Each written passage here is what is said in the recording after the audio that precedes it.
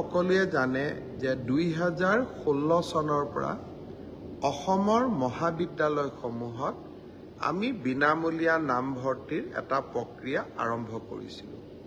প্ৰথমতে আমি ফাৰ্ষ্ট ইয়াৰৰ ষ্টুডেণ্টক degree first year, higher secondary first year, post গ্ৰেজুৱেটৰ ফাৰ্ষ্ট ইয়াৰৰ ষ্টুডেণ্টক আমি বিনামূলীয়া নামভৰ্তিৰ সুবিধা দিছিলোঁ। পিছত ছাত্ৰ ছাত্ৰীৰ অনুৰোধৰ প্ৰতি লক্ষ্য ৰাখি আমি থাৰ্ড ছেমিষ্টাৰ আৰু ফিফ্থ ছেমিষ্টাৰতো আমি নামভৰ্তি বিনামূলীয়া কৰিছিলোঁ। মহাবিদ্যালয়সমূহৰ অধ্যক্ষসকলে আপত্তি কৰিছিলে যে তেওঁলোকে নামভৰ্তি বিনামূলীয়া কৰাৰ বাবে বহুত টকা তেওঁলোকৰ ক্ষতি হয় আৰু চৰকাৰে যি ক্ষতিপূৰণ তেওঁলোকক দিয়ে সেইটো বহুত দিন পিছত দিয়ে বাবে মহাবিদ্যালয়সমূহ চলোৱাত অসুবিধা হয়।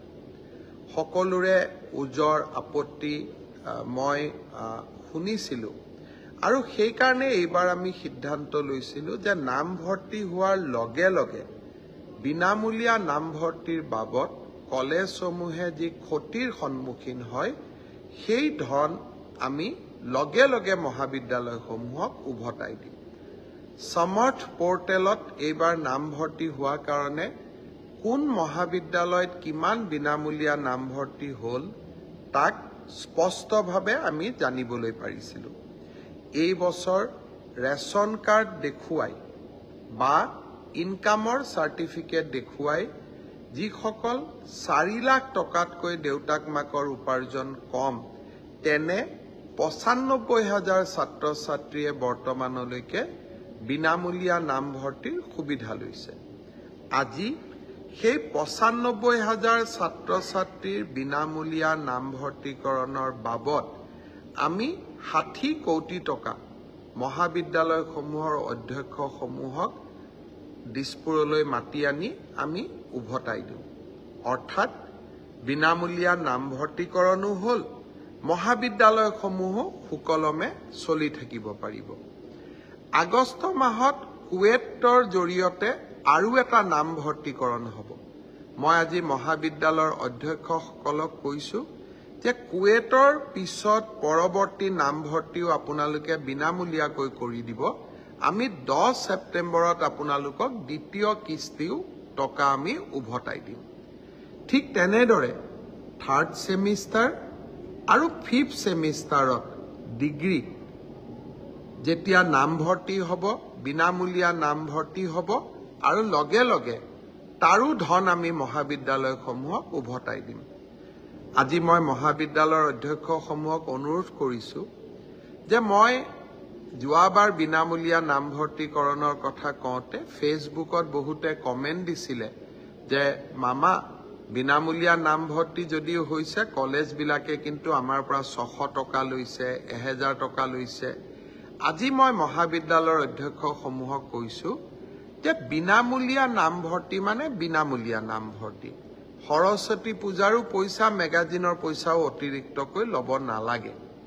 আপোনালোকে যদি কাৰোবাৰ পৰা 600 টকা লৈছিলে, 1000 টকা লৈছিলে, এই টকাবোৰ যাতে গৈ পেলাই আপোনালোকে উভতাই দিয়ে। যোৱাকালি এই ধৰণে অতিৰিক্ত ছাত্ৰ ছাত্ৰীসকলৰ পৰা বিনামূলীয়া নামভৰ্তিকৰণৰ পিছতো অতিৰিক্তকৈ 600, 1000 টকা লোৱাৰ বাবে আমি পূব বংশৰ কলেজৰ অধ্যক্ষগৰাকীক চাকৰিৰ পৰা নিলম্বিতও কৰিছোঁ।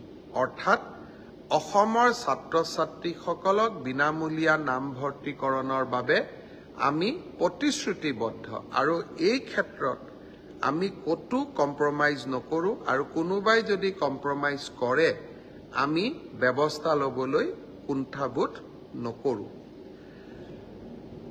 আজিৰ দিনটোত আমাৰ কেবিনেটৰো বৈঠক আছিল। কেবিনেটত আমি এটা সিদ্ধান্ত লৈছিলোঁ যে অসম চৰকাৰৰ কৰ্মচাৰীসকলক যাতে তেওঁলোকে এটা ঘৰ বনাব পাৰে নিজৰ, তাৰ বাবে বেংকৰ পৰা যাতে লোন ল'ব পাৰে উইদাউট মৰ্টগেজ, তাৰ কাৰণে আমি আপোন ঘৰ নামৰ এটা স্কিম আৰম্ভ কৰিছিলোঁ। 40,000 চৰকাৰী কৰ্মচাৰীয়ে ইতিমধ্যে আপোন ঘৰৰ ঋণৰ সুবিধা লৈছে আৰু বেংকৰ পৰা 5,600 কোটি টকাৰ ঋণ আমাৰ চৰকাৰী কৰ্মচাৰীসকলে লৈছে আৰু এই ঋণৰ বাবদ যিটো মাহেকীয়া কিস্তি তাক আমি দৰমহাৰ পৰা কাটি দিওঁ। কৰ্মচাৰীসকলে মোক অনুৰোধ কৰিছিল যে এই সীমা 15 লাখ টকাৰ পৰা 30 লাখ টকা কৰিব লাগে যাতে উইদাউট মৰ্টগেজ তেওঁলোকে লোন ল'ব পাৰে ঘৰ বনাবৰ বাবে। আজি কেবিনেটে 30 লাখ টকালৈকে আপোন ঘৰৰ সীমা বঢ়াই দিয়ে।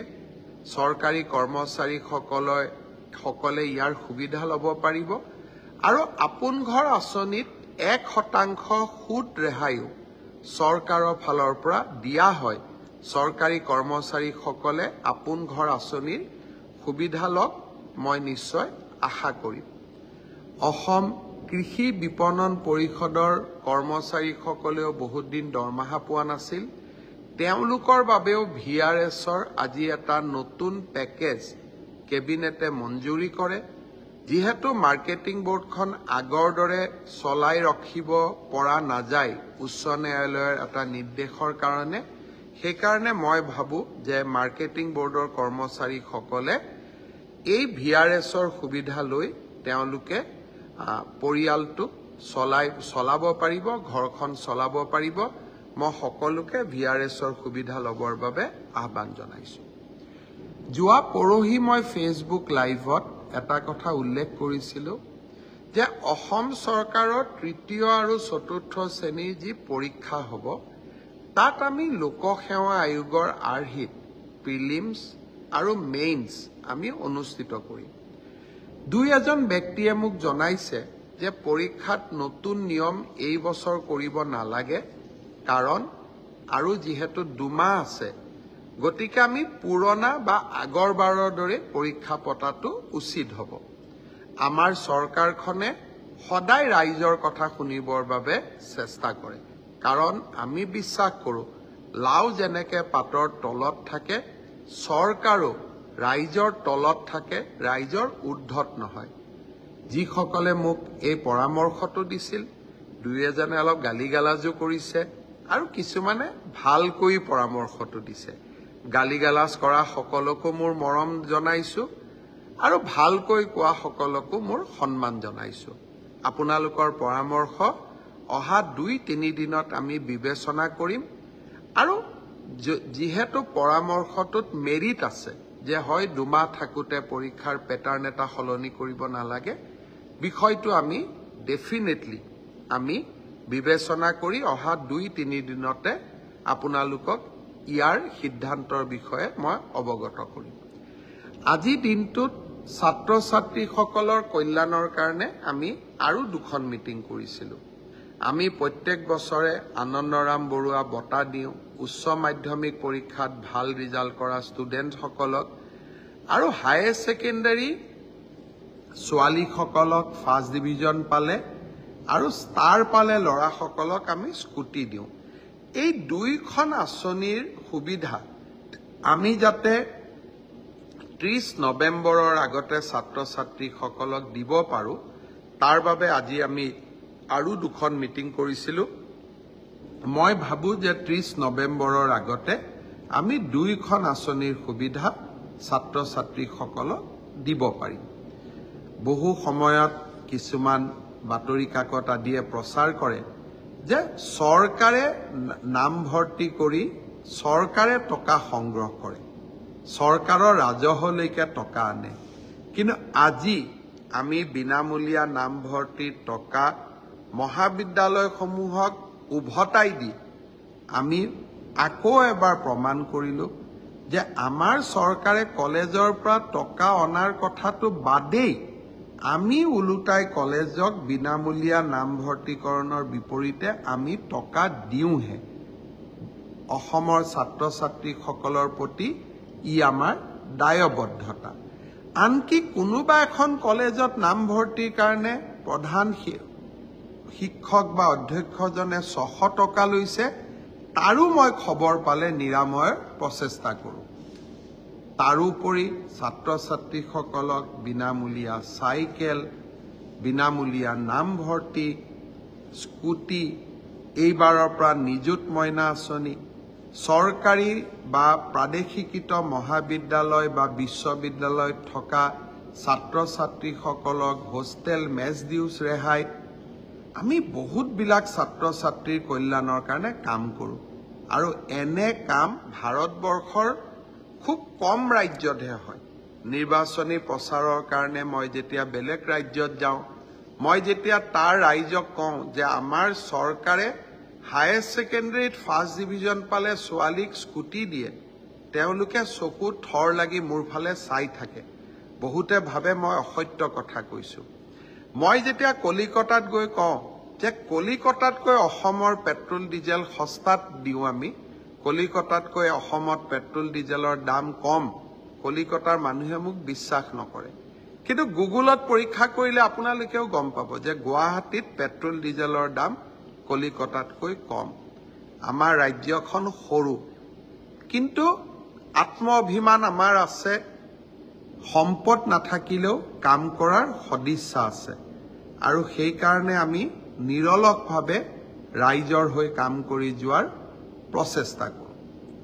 আজি ৰাতিপুৱা এটা বিতৰ্ক আছিল যে কলেজত প্ৰফেচাৰ বা চতুৰ্থ বৰ্গৰ কৰ্মচাৰী, তৃতীয় বৰ্গৰ কৰ্মচাৰী হ'বৰ কাৰণে PRCৰ ব্যৱস্থাটো চৰকাৰে উইথড্ৰ কৰিছে।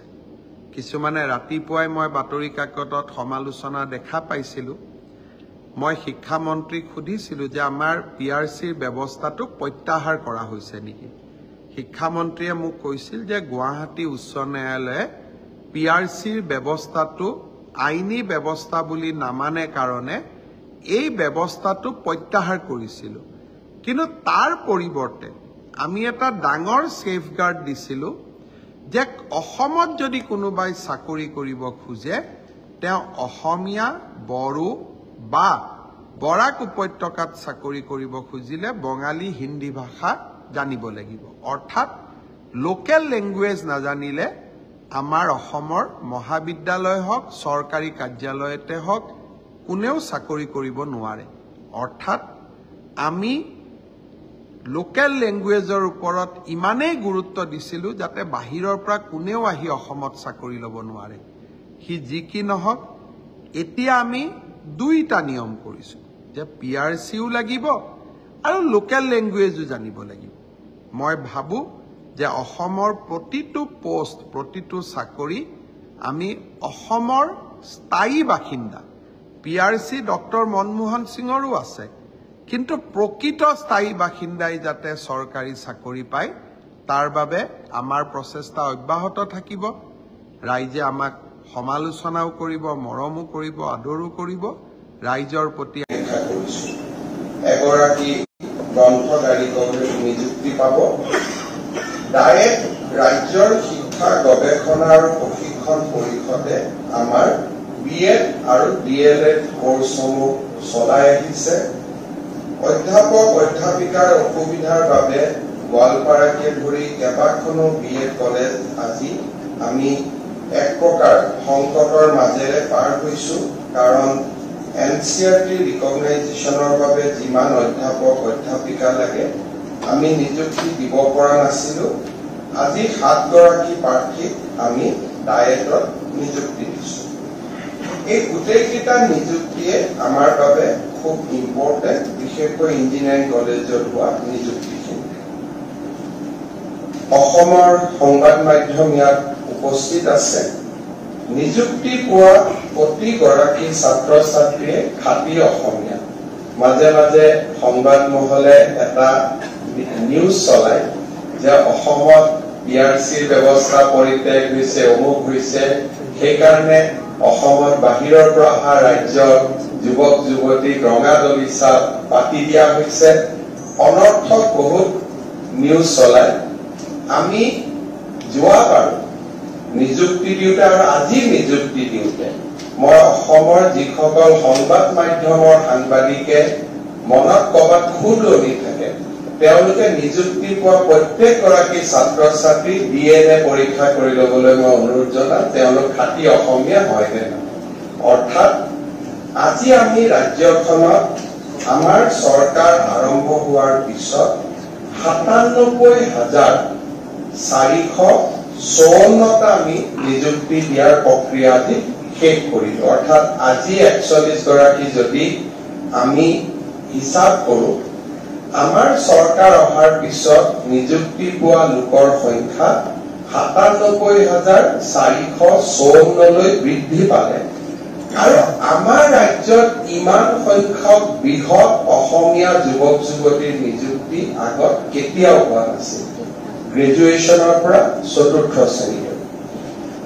ইয়াৰ ফলত আমাৰ লাভ কি হৈছে? পৰিয়ালকেইটা উপকৃত হৈছে, যুৱক যুৱতীসকল উপকৃত হৈছে, সেই এটা চাই। আন এটা হৈছে যে নিযুক্তি মেধাৰ ওপৰত হোৱাৰ কাৰণে নতুন প্ৰজন্ম স্কুল কলেজত পঢ়িবলৈ আৰম্ভ কৰিছে। আজি আমাৰ স্কুল কলেজত এটেণ্ডেন্সৰ সংখ্যা বাঢ়িছে, স্কুল কলেজত শিক্ষাৰ পৰিৱেশ ভাল হৈছে, আৰু দেউতাক মাকেও এতিয়া বিশ্বাসেৰে সৈতে ল'ৰা ছোৱালী ক'ব পৰা হৈছে যে তহঁতি পঢ়িলে চৰকাৰী চাকৰি পোৱাৰ সম্ভাৱনা আছে। আগতে যেতিয়া দেউতাক মাকে ল'ৰাক কয় যে তই পঢ়, ল'ৰাই কয় পঢ়ি কি হ'ব, চাকৰি পাম জানো, টকা নিদিলেতো চাকৰি নাপাম, তোমাৰ টকা আছে জানো, তোমাৰ টকাটো নাই, গতিকে তুমি ক'ত চাকৰি পাবা? কোনোবা মুখ্যমন্ত্ৰীৰ ল'ৰাই চাকৰি পাব, মন্ত্ৰী ল'ৰাই চাকৰি পাব, কোনোবা বিষয়াৰ ল'ৰাই চাকৰি পাব, ব্যৱসায়ী ল'ৰাই চাকৰি পাব।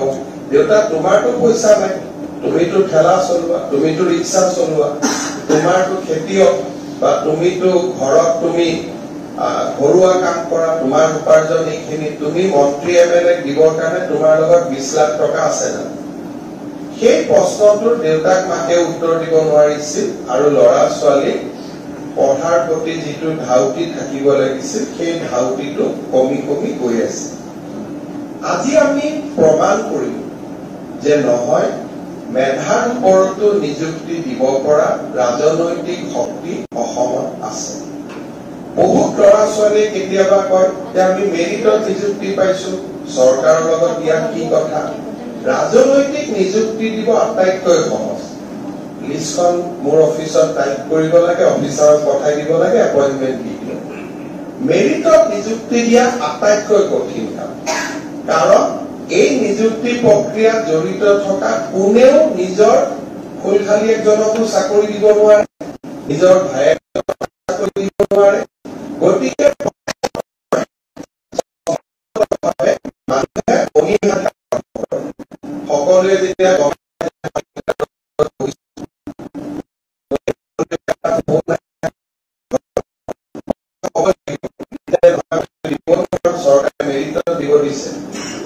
সেই মানুহজনে ফেমিলিৰ পৰা এক প্ৰকাৰ আঁতৰি আহিব লাগে, কাৰণ ফোন কৰাৰ ভিতৰত হয়তো তেওঁৰ আটাইতকৈ নিকটতম আত্মীয়জনো থাকিব পাৰে, কিন্তু তেওঁ না ক'ব লাগে, আৰু না কোৱাৰ লগে লগে ফেমিলিত এটা ইম্পেক্ট আৰম্ভ হয়। MLA জনে না কোৱাৰ লগে লগে তেওঁৰ ভোটত ইম্পেক্ট আৰম্ভ হয়, মন্ত্ৰীজনে না কোৱাৰ লগে লগে MLA জনৰ সন্মুখত তেওঁ অপ্ৰিয় হ'ব লাগে, আৰু মুখ্যমন্ত্ৰীজনে না কোৱাৰ লগে লগে গোটেই পলিটিকেল চিষ্টেমটো তেওঁলোকৰ বিপৰীতে যাব আৰম্ভ হয়। গতিকে নিযুক্তি দিয়া প্ৰত্যাহ্বান আৰু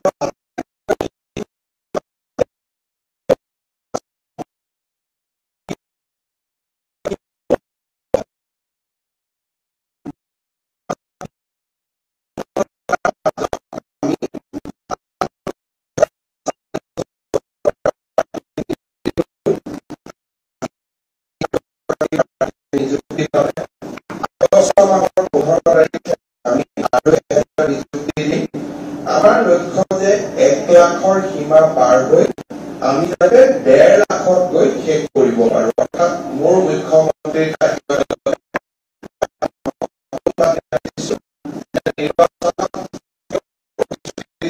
কিন্তু 1.5 লাখত গৈ শেষ কৰিব।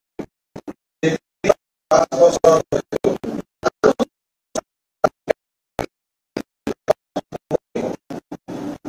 এই মহান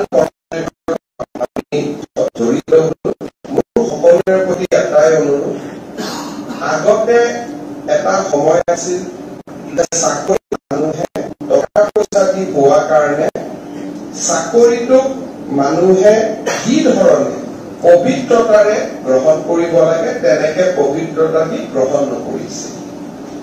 আজি মেৰিটত চাকৰি পোৱাৰ পিছত আমাৰ নিজৰ কামটো বা আমাৰ নিজৰ কৰ্তব্যটো আমি অত্যন্ত পবিত্ৰতাৰে সৈতে গ্ৰহণ কৰিব লাগে। অধ্যাপক অধ্যাপিকা এটা জেনেৰেশ্যন আছিলে, অধ্যাপক অধ্যাপিকাক তাক সকলোৱে সন্মান কৰিছিল। মাজত এটা জেনেৰেশ্যন আহিলে য'ত প্ৰশ্নবোধক চিন আহিলে।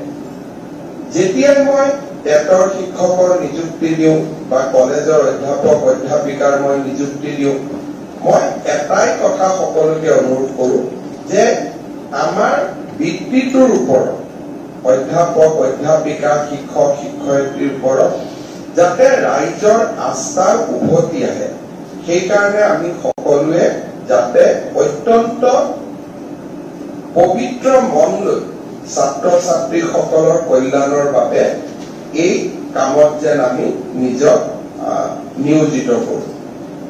ছাত্ৰ ছাত্ৰীসকলে শিক্ষাৰ লগতে ক্ৰীড়া সংস্কৃতি আদি কামতো বা আদি আমাৰ যিটো নন কেৰিকুলাম বা co-curriculum activities বুলি কওঁ, তাৰ লগত জড়িত হৈ থাকিলে তেওঁলোকৰ সম্পূৰ্ণ বিকাশ হয়। যিসকল অধ্যাপক অধ্যাপিকাই NCC কৰিছিল, খেলা বা সংস্কৃতিৰ লগত জড়িত, তেওঁলোকে যেন শিক্ষাৰ লগতে নিজৰ নিজৰ যিবিলাক সুপ্ত প্ৰতিভা আছিল, সেই সুপ্ত প্ৰতিভাবিলাক ছাত্ৰ ছাত্ৰীসকলৰ লগতে আগবঢ়াই লৈ যাবৰ বাবে চেষ্টা কৰে। কলেজৰ ক্ৰীড়াৰ জগতখনত, কলেজৰ সংস্কৃতিৰ জগতখনত NCC, নেভি, এয়াৰফৰ্চ আমি সকলোৰে লগত জড়িত হ'ব লাগে। ইঞ্জিনিয়াৰিং কলেজত যিসকলে নিযুক্তি পাইছে, মোৰ পিছত আমি কথা পাতিম। ষ্টাৰ্টআপ আমাৰ কাৰণে এটা খুব ইম্পৰ্টেণ্ট এলিমেণ্ট, কাৰণ যিকোনো এখন ৰাজ্যতে চৰকাৰী নিযুক্তিৰ সীমাবদ্ধতা থাকে, কিন্তু অসমৰ ইঞ্জিনিয়াৰিং কলেজবিলাকত যদি আমি ষ্টাৰ্টআপ মুভমেণ্ট এটা আৰম্ভ কৰিব পাৰো, ভাৰতৰ বিভিন্ন ৰাজ্যত আজি আমি ওলাত উঠো, উবেৰত উঠো, জমেটোত আমি খোৱা অৰ্ডাৰ দিওঁ, কিন্তু এই গোটেইবোৰ কাৰ ফল? ষ্টাৰ্টআপ মুভমেণ্টৰ কাৰণে আজি এনেকুৱা ধৰণৰ অনুষ্ঠানবিলাক হ'ব পাৰিছে আৰু ই সফল হৈছে। থাউজেণ্ডছ অফ ক্ৰ'ৰ্ছৰ ভেলুৱেশ্যন হৈছে। আমাৰ মহাবিদ্যালয়সমূহতো তেনেকুৱা ছাত্ৰ ছাত্ৰী আছে। আমাৰ ইঞ্জিনিয়াৰিং কলেজবিলাকত আমি ষ্টাৰ্টআপৰ এটা পজিটিভ এনভাইৰনমেণ্ট সৃষ্টি কৰিব লাগে। তাৰ ক্ষেত্ৰত আপোনালোকে যিমান পাৰে কণ্ট্ৰিবিউশ্যন কৰিব বুলি মই আশা কৰিছো। পুনৰ এবাৰ আপোনালোকক ধন্যবাদ জনাইছো। নিযুক্তি পোৱা যুৱক যুৱতীসকলৰ, বিশেষকৈ আপোনালোকৰ পিতৃ মাতৃক মই আজিৰ এই দিনটোত শ্ৰদ্ধা জনাইছো। এটা উপযুক্ত সন্তানৰ পিতৃ হোৱাৰ গৌৰৱৰ অধিকাৰী হোৱাৰ বাবে তেখেতসকলৰ সুদীৰ্ঘ জীৱন আৰু সুন্দৰ কৰ্মময় জীৱন কামনা কৰি সকলোকে অভিনন্দন জনাইছো। ধন্যবাদ। নতুন প্ৰজন্মৰ সপোন দেখিব আৰু মাননীয় মুখ্যমন্ত্ৰী ডাঙৰীয়াই আন্তৰিকতাৰে তেওঁলোকক আগুৱাই লৈ যাব, এই প্ৰয়াস অব্যাহত আছে। আমি কৃতজ্ঞ আপোনাৰ ওচৰত। আমি